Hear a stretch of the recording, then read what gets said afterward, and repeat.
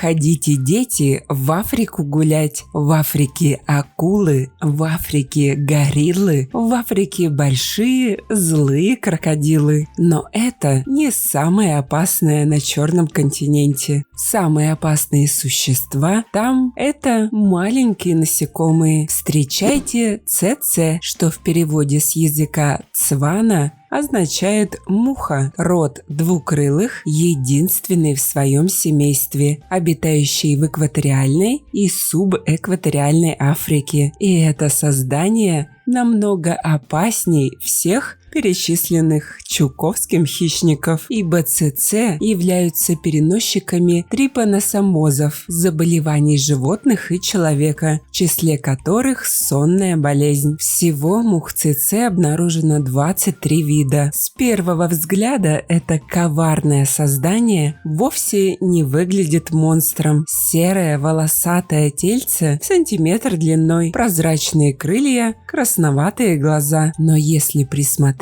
то на голове насекомого видно смертоносное оружие – острый хоботок, который торчит вперед, как шпага. С помощью этого клинка возмездия мухи цеце и добывают себе пищу, кусая всех подряд. Чаще всего, конечно, жертвами цеце становятся крупные животные, хотя надоедливые создания насаждают всем от грызунов до королей львов. Кстати, единственные, до кого мухи не могут докопаться, это зебры. Стильный черно-белый узор блокирует кровососам систему ориентации. За один прием пищи муха-вампир может выпить больше крови, чем весит сама. А чтобы отсосать еще больше кровушки, их брюшко раздувается в несколько раз. Хотят любви мухи цеце так же, как и все другие мухи. А вот дальше начинается самое интересное. Вместо того, чтобы откладывать яйца, как все нормальные насекомые, мухи вынашивают своих деточек по одному. По факту цеце – одни из немногих живородящих насекомых планеты. Роды происходят только тогда, когда будущий кровососик полностью вырастет и будет готов к окукливанию, чтобы превратиться во взрослую муху. При этом за жизнь самка цеце вынашивает до 10 маленьких убийц сразу. Спустя несколько часов после появления на свет личинка зарывается в почву на глубину 2-3 сантиметра и превращается в куколку. В этой фазе личинка находится около 3-4 недель. Но, думаю, радости материнства одного из самых смертоносных животных планеты вас вряд ли интересует. Поэтому ответим на вопрос, как обычная муха умудряется убивать столько людей и животных. На самом деле, сама по себе муха цеце в убийствах абсолютно не повинна. Укус цеце не больнее, чем у слепня. Подставили африканскую цикатуху микроскопические гады, имя которым трипаносомы. Эти одноклеточные научились пользоваться мухами цеце как маршруткой. Благодаря насекомому они путешествуют между богатыми внутренними мирами различных млекопитающих. Когда цеце кусает зараженное животное, непрошенные диверсанты попадают в ее желудок, после чего мигрируют в слюнные железы. Тот, кто станет следующей жертвой цеце, вместе с качественным кровокусанием получит партию трипаносом в подарок. Главные помощники в борьбе с насекомыми для больших животных становятся птицы, например, волоклюи. Кстати, о них у нас есть ролик в плейлисте «Птицы». И да, большинство местных животных Африки научились жить в мире с этими микрохищниками. Для них болезнь проходит практически бессимптомно. А вот пришельцы из Европы и Азии, лошади, ослы и крупный рогатый скот мрут от мухи цеце, как мухи. Человеки, кстати, тоже. Даже сейчас, в эпоху торжества медицины, от африканского трипаносомоза в год умирает более 10 тысяч человек. а в прежние времена число погибших могло исчисляться сотнями тысяч. В первую пару недель после укуса человек даже не подозревает, что заражен, но потом, по мере распространения паразитов, появляются первые неприятные симптомы. Нарушается иммунная система, распухают лимфоузлы, появляется головная боль, онемение конечностей, лихорадка, зуд и боль в суставах. Если не начать лечение в этот момент, то дальше будет хуже. Постепенно сознание становится все более спутанным, тело слабеет, а спать хочется все больше и больше. И в конце концов сон становится вечным. Что же делать при укусе ЦЦ? Человека, укушенного этим насекомым, могут спасти только очень дорогие и редкие препараты, которые есть далеко не во всех странах. Следует также помнить, что лекарства, способные эффективно справиться с трипаносомами, слишком опасны для человека из-за своей токсичности и сильных побочных эффектов. Эксперты правительства Танзании и ООН на протяжении почти 10 лет работали над уничтожением мухи ЦЦ на Занзибаре. Ученые начали с выращивания миллионов мух в неволе. Самцы затем были отделены от самок и стерилизованы при помощи облучения низкими дозами радиации. После того, как они были выпущены на волю, они спарились с самками, которые посчитали, что оплодотворены, но в итоге не дали никакого потомства. Это так называемый метод стерильных насекомых. Также в первой половине 20 века для борьбы с мухой ЦЦ использовали пестициды, которые с помощью самолетов распыляли над зараженной местностью. Но этот метод, как и все остальные меры борьбы с помощью химикатов, оказался малоэффективным. Яд проникает в пищевые цепочки экосистем и представляет огромную опасность для всех живых организмов. Впрочем, существует и обратная сторона медали. Мухи ЦЦ веками охраняли от нашествия людей множество уникальных природных экосистем, оберегая их от антропологической деградации и уничтожения. Возможно ли, что ЦЦ – это не безжалостные киллеры, а золотая гвардия Черного континента, которая стоит на страже биоразнообразия? Спасибо, что посмотрели этот ролик. Не забывайте ставить лайки, писать комментарии о том, какого бы животного вы хотели бы увидеть в следующем видео, и делиться этим видео с друзьями. Это очень помогает развитию нашего небольшого сообщества. Подписывайтесь на наши паблики по ссылкам в описании к видео. Там много интересного. С вами был канал о животных ЗУ. Мы собираем большую видеоэнциклопедию про все виды животных планеты. Любите природу вместе с нами. До скорых встреч!